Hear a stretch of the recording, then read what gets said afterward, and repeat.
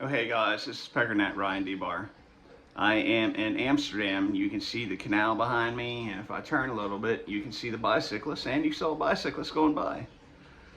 Um, Among Americans who, consider themselves to be urbanists or bicycle fans, um, Amsterdam is seen like the pinnacle of urbanism, the best city in the world to live in.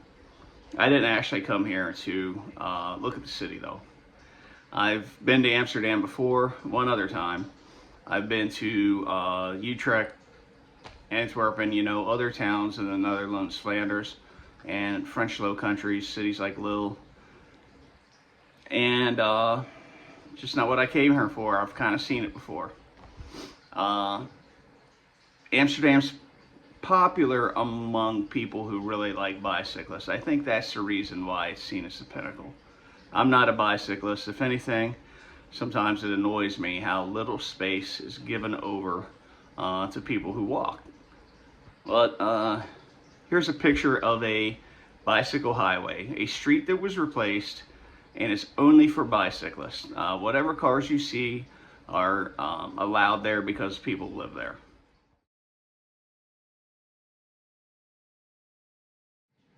I also didn't come here to party. I recently turned 50 years old. That's part of the reason I treated myself to a trip. But I hate to break it to you, I was back in my hotel room by 9 p.m. yesterday and asleep by 10. I did not go to the red light district. I did not go to a coffee shop. I did not go out to the club. That's what a lot of people do in Amsterdam, and seaports in general kind of have these kind of sketchy, people morally sketchy areas near their historic seaport. Hamburg has St. Pauli, where the Beatles, got their start. That's not what I was here for. In fact, I was up before 6 o'clock this morning to catch the sunrise. I actually came here to go to Keukenhof. It's the world's largest tulip festival. Every spring, people come from all over the world. Probably millions of people come here to see tulips. You gotta take a little bus ride out to the countryside, and you walk around, and I made the joke that there were so many flowers there, is almost as many as the former vice mayor, Clarksburg, West Virginia, had around her house. A lot of my viewers aren't from Clarksburg, and even the ones that are might not get that inside joke. Her first name is a flower, Lily, and she's just infatuated with flowers.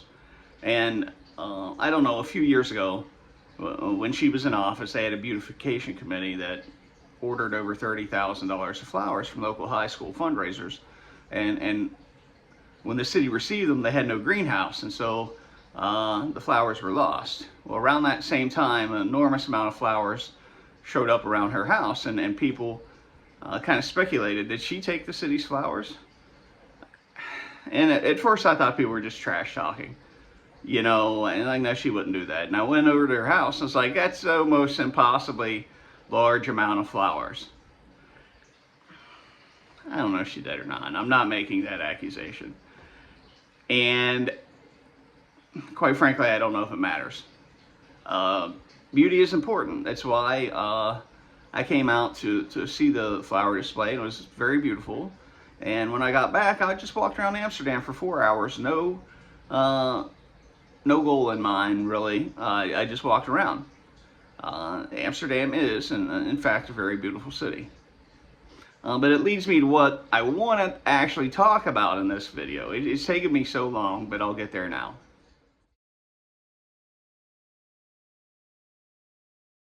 You used to hear discussion about people who were right-brained and left-brained. Emotional thinkers versus logical thinkers. Creatives versus like engineering type people. When I was younger, I was actually left-handed, or at the Christian school, they tested us all, and I was left-handed, but I could write with my right. and are like, yeah, we're going to teach you to be right-handed because life will just be easier for you if you are. Now, ambidextrous people are actually kind of fairly rare, and even more rare is a person who can balance creativity and reason. I don't know that I can do that.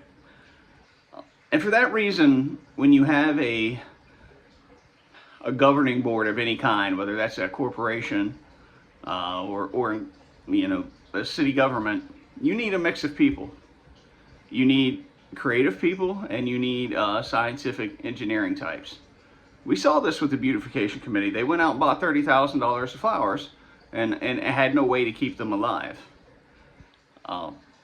Another thing they did is they designed this park to go on a lot that had been occupied by the former city hall, the Rathaus. It was demolished 20 years ago for whatever reason, using probably improper use of federal money to destroy a national landmark. And the lot just sat there. So they wanted to build a park in its place and beautify the town. I actually supported that idea. I brought it up. And then when I saw it implemented, and a lot of people were like, what the heck? You know, they went out and they bought a Wayfair gazebo, and that was going to be the centerpiece of their park. The thing is, I think it would have been in splinters in 6 months. What should have happened is their informal citizens committee should have come up with an idea and brought it to the city council, city manager, who could have allocated a proper amount of funds, could have involved engineers, architects, landscape architects, whatever necessary to, how do we implement your ideas in a way that actually makes technical sense? People with a construction background would understand what you're doing. And that didn't happen. And as a result, money was wasted. A lot of fighting over it just shouldn't have happened that way, because the creative class of people sometimes need the engineering, right-brained, logical thinkers to hold them in check. Is this technically possible? Can we afford it? These are all legitimate questions. In the last video I published, I talked about one of the city candidates for city council back in my old town of Clarksburg, West Virginia, whose campaign material said, I can read a budget, I can manage money, and how that's something that city desperately needs. But then I guess in a recent video, which I haven't seen, she went on about the need to demolish dilapidated houses. And dead horse. It's not dead, it's a zombie. It just keeps coming back to life. And I'm gonna beat on it again. In most cases, this has been studied, demolition is a net loss. It wastes money that is not recovered, and it has a neutral to negative impact on property values. And you just think about why that would be. If 1/4 of the homes in your neighborhood are vacant and you demolish them, it does not look good. It looks like a neighborhood with huge pieces missing out of it, and anyone driving through that neighborhood thinks this is a dead neighborhood. Nobody wants to live here. Nobody wants to own a house here. They're just tearing them down. This has been studied. It has a long history of catastrophic failure in the United States. It has been tried in the former East Germany even. And it's failed there also.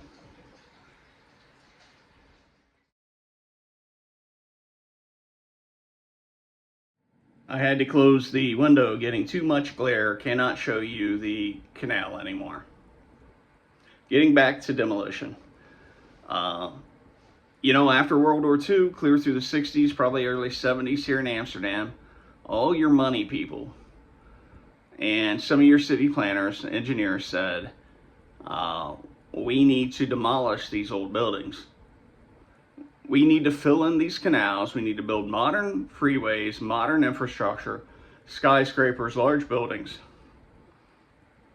They failed at that. But if they had succeeded, Amsterdam would maybe have been Rotterdam. Have you ever been to Rotterdam? If you're American, you probably have never been there, and you may not even remember having heard of it. It's a large city, extensively damaged in World War II, rebuilt in a modern style. Maybe Europeans have been there. Some.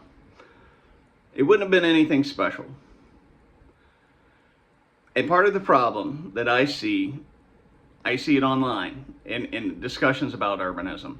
The people with the most regressive, backwards, hideous takes on city planning and urbanism, especially you see this on LinkedIn, so you know who these people are. After their name, they have CPA, CFA, you know, they're bankers, they're accountants, they're financial advisors, they're realtors.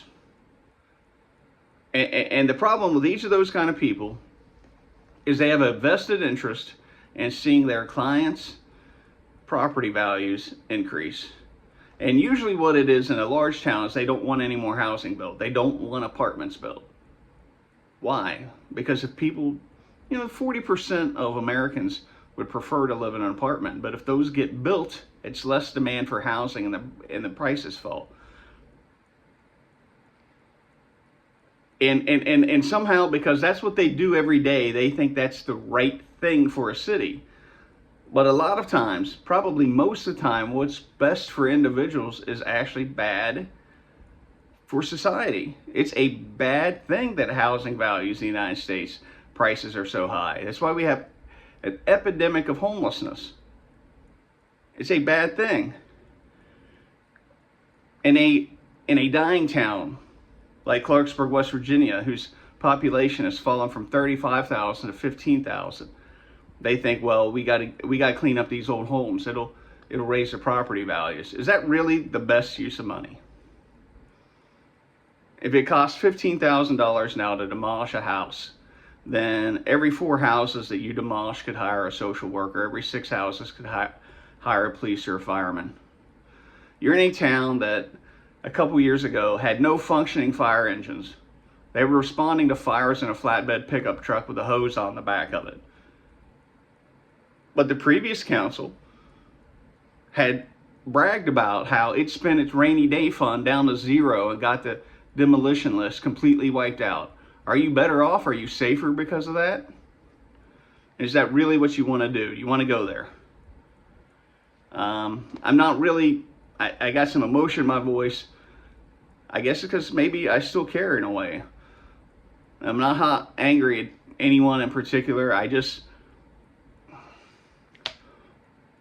why do you keep doing this? I get it. If you have a bad neighbor, you want rid of them. I've lived in that situation.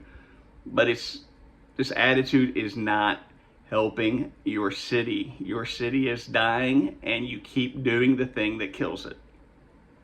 Or one of the things. I'll holler at you later.